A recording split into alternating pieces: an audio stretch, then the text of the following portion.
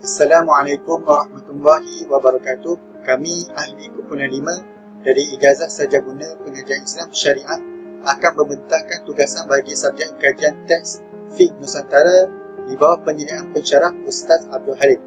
Yang mana kami terdiri daripada 3 orang ahli. Yang pertama saya sendiri, Zulhilmi bin Muhammad 054599, dibantu oleh 2 orang rakan saya yang lain iaitu Muhammad Firdaus dan juga Muhammad Aiman Ifan. Okey.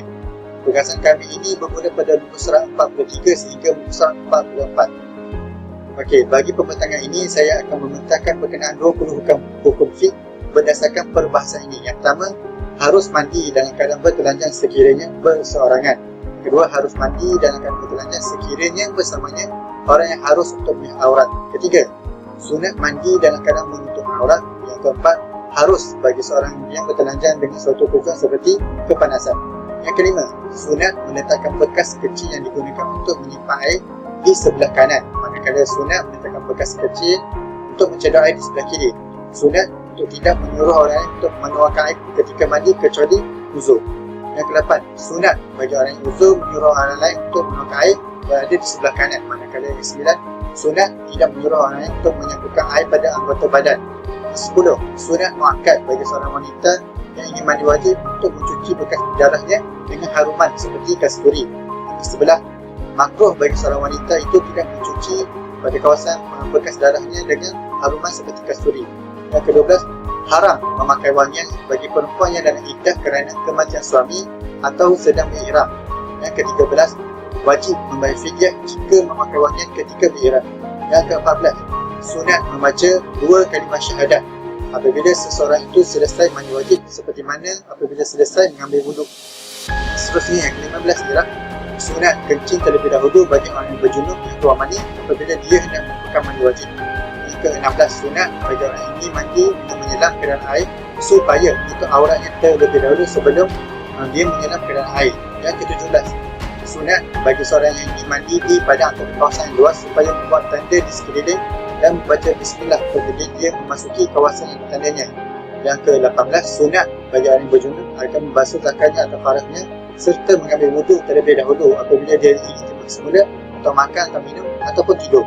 Yang ke-19, harus bertayammum apabila seorang yang berhadas tidak mendapati air untuk melakukan hadas. Dan yang ke-20, makruh bagi orang yang berhadas besar untuk mencabut wuduk rambut kulitnya sebelum dia selesai mandi wajib.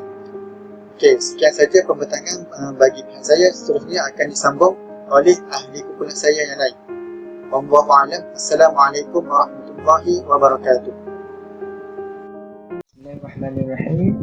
Nama Muhammad Aiman Irfan Berzaidi, nombor Matrik 0558. Okey, sini saya tersambung bahagian 2 iaitu jawab 20 soalan berdasarkan teks yang diberikan. Okey, soalan pertama, ada berapa masalah dalam satu pasal? Sebutkan.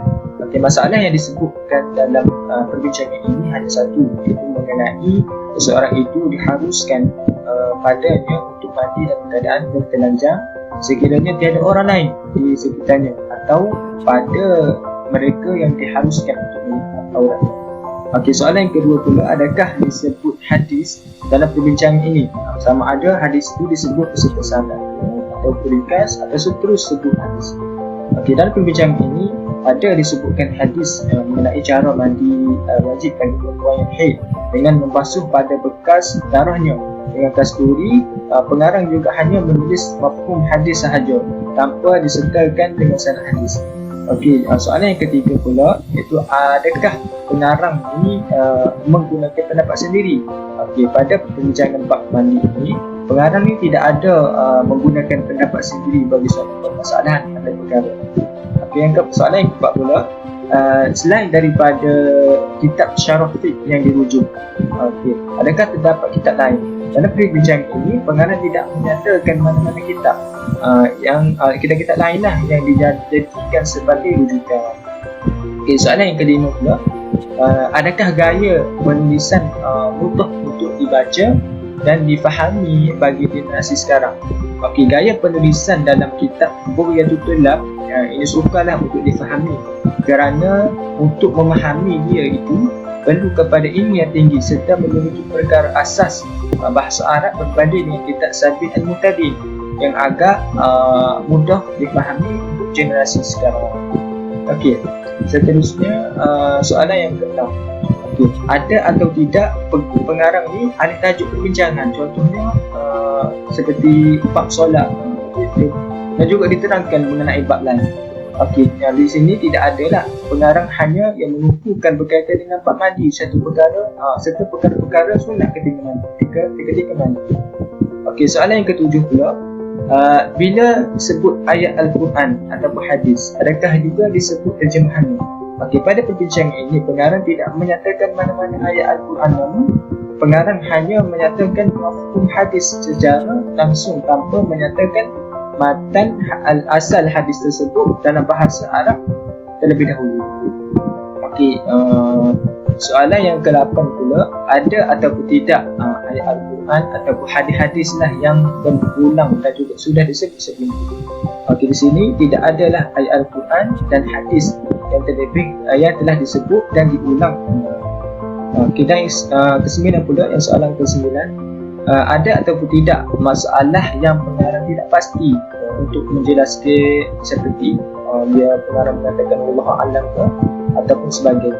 Okay, dalam perbincangan ini tidak terdapat masalah yang mana pengarang tidak pasti untuk menjelaskan. Sekadar itu untuk saya, wallahu a'lam. Bismillahirrahmanirrahim. Assalamualaikum warahmatullahi wabarakatuh. Saya Muhammad Firdaus bin Muhammad Fauzi, nombor matrik 055067. Baik, saya akan sambung kepada soalan yang ke-10, iaitu pada umumnya adakah sesuai kitab Bughyatul Tullab ini dipakai oleh pelajar UNISA? Okey, secara dasarnya pada pendapat saya kitab seperti ini sangat mencabar dan perlu kepada berguru untuk memahaminya, dan kitab ini sesuai untuk golongan yang mahir tentang kitab Jawi Patali seperti guru-guru di pondok, pensyarah-pensyarah yang mahir dalam bidang ini dan sebagainya. Kitab yang lebih sesuai ataupun lebih yang sesuai dipakai oleh pelajar-pelajar UNISA seperti kitab Sabi' Al-Muqtadin, kerana gaya bahasanya mudah difahami dan dibaca. Baik, yang ke-11, adakah ada dalil Quran dan hadis? Nyatakan contoh. Baik, terdapat dalil hadis sahaja yang membicarakan tentang perkara ini. Hal ini dijelaskan sebagaimana hadis Nabi Muhammad SAW yang bermaksud suci itu sebahagian daripada iman. Bacaan Alhamdulillah memenuhi timbangan. Dan yang ke-12, pada pendapat ulama manakah yang selalu disebut dan dirujuk? Okey, pendapat ulama yang selalu dirujuk ialah Imam Ibnu Abi Layla. Adakah pengarang ada menyokong mazhab selain daripada mazhab Syafi'i? Secara meluasnya memang tidak ada. Dalam perbahasan ini pengarang hanya menyatakan pandangan dari mazhab Syafi'i sahaja. Yang ke-14, adakah terdapat kitab Melayu yang dirujuk? Tidak ada kitab Melayu yang dirujuk dan dalam penulisan ini. Okey, yang seterusnya, yang ke-15, adakah terdapat penerangan yang kabur atau bergantung maknanya? Nyatakan contoh. Terdapat penerangan yang kabur. Contohnya sunat bahawa ada air itu satu sak, jika memada akan dia dan air wuduk satu mat, maka diketahui daripada yang demikian itu tiada had baginya hingga jikalau kurang daripada itu dan rata memadalah. Yang ke-16, anggarkan berapa buah kitab yang dirujuk dan disebut semasa penulisan setiap fasal. Dianggarkan hanya satu atau dua kitab sahaja yang dirujuk. Dalam perbincangan ini ada satu kitab yang dirujuk yang disebut iaitu Kabir Kufah yang dinukilkan oleh Imam Ibnu Abi Layla. Yang ke-17, adakah terdapat pengaruh Melayu, India dan Jawa dalam penulisan ini? Secara meluasnya memang tidak ada. Memang tidak ada pengaruh Melayu, India dan Jawa dalam penulisan ini. Yang ke-18, adakah disebut jumlah atau nombor-nombor timbangan sukatan seperti nombor tahun, hadis, keluasan timbangan? Okey. Pengarang ada menyatakan sukatan air. Contohnya, air itu satu sak jika memada akan dia dan air wuduk satu mat. Yang ke-19, adakah terdapat penggunaan kias dalam sesuatu masalah? Nyatakan contoh.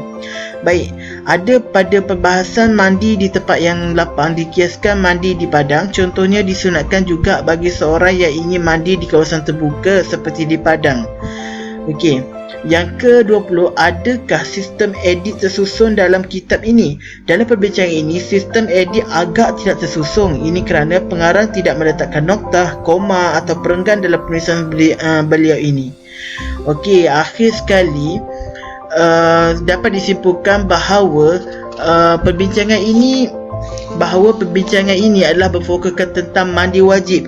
Walau bagaimanapun, dapatlah kita ketahui bahawa pengaruh telah menjelaskan beberapa hukum sama ada perkara sunat ataupun makruh ketika melakukan mandi wajib. Kami juga berpendapat bahawa kitab Bughyatul Tullab ini karangan Syekh Daud bin Abdullah bin Idris Al-Fatani ini merupakan suatu kitab fiqh yang sangat penting di Nusantara ini dalam membahaskan ilmu-ilmu yang didasarkan kepada mazhab Syafi'i. Itu saja daripada kami. Assalamualaikum warahmatullahi wabarakatuh.